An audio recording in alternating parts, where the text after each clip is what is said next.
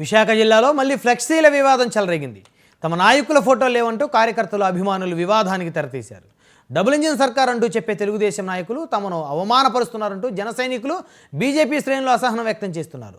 Protocol పాటించడం లేదంటూ TDP నాయకులపై మండిపడుతున్నారు. విశాఖ జిల్లా గిడిజాల గ్రామంలో పేదల ఇళ్లను మంత్రి పార్థసారథి స్థానిక ఎమ్మెల్యే గంటాతో కలిసి సందర్శించారు. ఈ సందర్భంగా ఏర్పాటు చేసిన ఫ్లెక్సీల్లో కొన్ని చోట్ల ప్రధాని మోదీతో పాటు జనసేన అధినేత పవన్ కళ్యాణ్ ఫోటోలు లేవని ఆరోపించారు.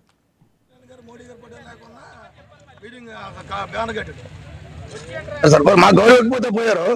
మా అధ్యక్షులు పవన్ కళ్యాణ్ గారికి కూడా గౌరవం లేకపోతుంది.